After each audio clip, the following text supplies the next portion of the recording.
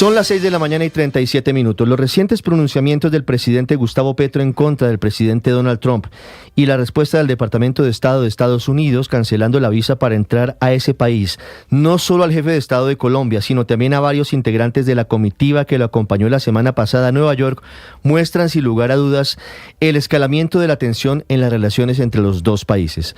Por ahora se ha confirmado que el Departamento de Estado, de manera discrecional, retiró la visa para entrar a Estados Unidos al presidente Gustavo Petro luego de sus arengas en una marcha en las calles de Nueva York, no en el recinto de Naciones Unidas, pidiendo a los soldados estadounidenses no obedecer las órdenes de su comandante en jefe, Donald Trump. Además, Estados Unidos incluyó en el listado a la directora del Departamento Administrativo de la Presidencia, Angie Rodríguez, a la canciller Rosa Villavicencio y al ministro de Minas y Energía, Edwin Palma. Algunos funcionarios intentaron decir que renunciaban a sus visas en solidaridad con el presidente Petro, pero lo cierto es que Estados Unidos les quitó el permiso para entrar a ese país, como en el caso de la ministra Villavicencio, quien a partir de ahora tendrá una gran limitación para el ejercicio de sus funciones como jefe de la diplomacia colombiana, en particular frente a las autoridades norteamericanas. Otros altos funcionarios del gobierno Petro, como el ministro de Hacienda Germán Ávila, también anunciaron su renuncia a la visa estadounidense, según dijeron, en solidaridad con el presidente Gustavo Petro y según dijeron, como muestra de dignidad. Ya hablaremos sobre las consecuencias que tiene para un ministro de Hacienda de Colombia autoinfligirse el daño de no poder interlocutar ante organismos multilaterales de deuda y la banca internacional.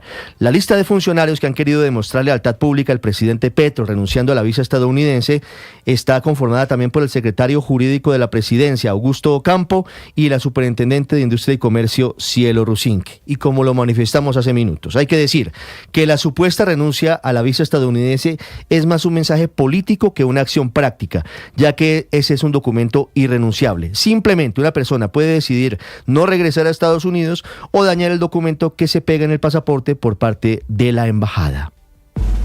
Paola Ochoa es periodista. Está en Mañanas Blue.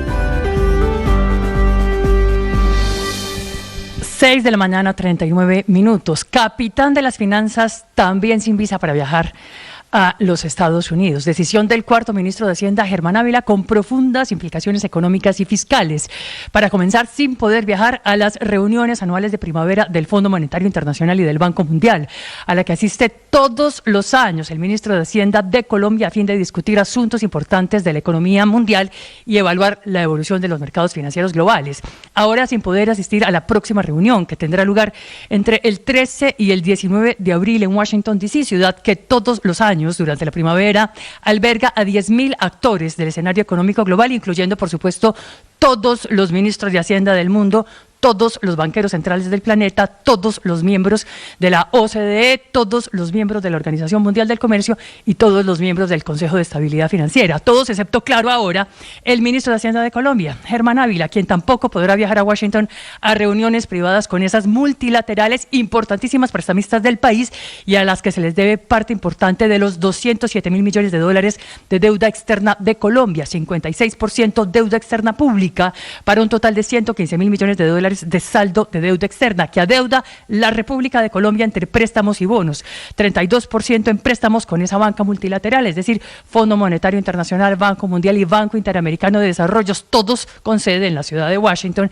y 56% en bonos soberanos que se colocan principalmente en la Bolsa de Nueva York, a donde tampoco podrá viajar el cuarto ministro de Hacienda, Germán Ávila. No obstante, allí en Nueva York emite Colombia la inmensa parte de sus operaciones de deuda internacionales, 3.919 millones de dólares de obligaciones hoy, con tenedores de bonos, con quienes no podrá sentarse a hablar el ministro Ávila, ni siquiera tampoco con grandes prestamistas y bancos de inversión de Wall Street, como Goldman Sachs, JP Morgan o Bank of America, que además de todo emiten permanentemente informes sobre el país. Pero lo peor, tal vez, es que no podrá reunirse ni siquiera con las calificadoras de riesgo que también tienen sede en Nueva York, dos de las cuales ya nos quitaron el grado de inversión, Fitch y Standard & Poor's, y solo una, Moody's, nos ha mantenido ese grado de inversión, aunque muy cerca al nivel especulativo, aunque muchos no descartan que pueda pasar, y por eso la importancia de que el ministro de Hacienda vaya a darles la cara a Nueva York.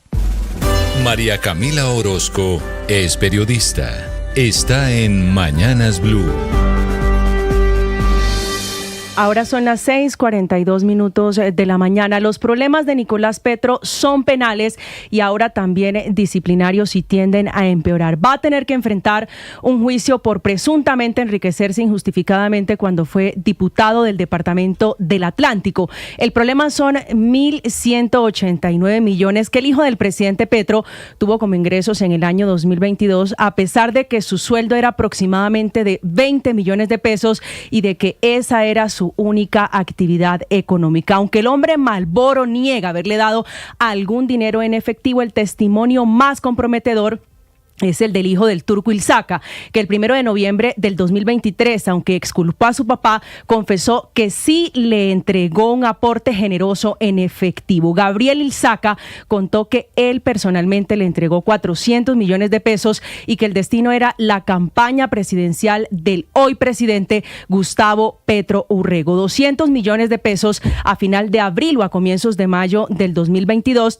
Y otros 200 millones en el edificio Balcones del Parque en 18 de mayo de ese mismo año. Aunque parece poco creíble, Ilzaca le dijo a la Procuraduría que Nicolás Petro no se comprometió a nada a cambio y que lo reconocía como el operador logístico de la campaña presidencial en la costa Caribe y que el dinero lo entregó como un ejercicio democrático a una campaña donde tenía afinidad ideológica. Lo que confirma esta decisión de la Procuraduría es el manejo de altísimas sumas de dinero en efectivo que en época de campaña manejaba el hijo del presidente y que no fueron reportados. Confirma también que Dais Vázquez era más que una mujer dolida por la infidelidad. Es la historia de la codicia, es la historia de los dineros guardados en cajas fuertes y con los que el hijo del presidente Gustavo Petro, ese al que no crió, pasó de tener una vida cómoda pero modesta a una con carros de lujo, ropa de marca y el sueño frustrado de comprar una casa en un sector exclusivo de Barranquilla en más de 1.600 millones de pesos. Camila Carvajal es periodista. Está en Mañanas Blue. Ya son las 6 de la mañana, 44 minutos, y al menos 2.3 millones de colombianos van a tener que cambiarse de EPS en los próximos 6 meses. Esto porque ahora el gobierno será el que decida cuál aseguradora atiende a qué colombiano. Una cifra no menor, es el 4.4% de la población hoy afiliada al sistema de salud. Esta es la principal conclusión del informe de Así Vamos en Salud, después de estudiar el decreto 858 y la resolución 1789 de este año, con los que el Ministerio de Salud ordena cambiar el modelo del sistema de atención de los colombianos. Ahora un modelo preventivo como el que se propuso en una reforma a la salud que todavía no ha aprobado el Congreso. Ese decreto y esa resolución ordenan reorganizar el trabajo de las EPS en 10 regiones y dividirlo a su vez en 119 subregiones, lo que acaba con la posibilidad de que sea usted como usuario el que decida a qué EPS afiliarse. Ahora dependerá del territorio, es decir, las EPS las van a distribuir por el país y los pacientes quedarán afiliados a la EPS que corresponda a su región.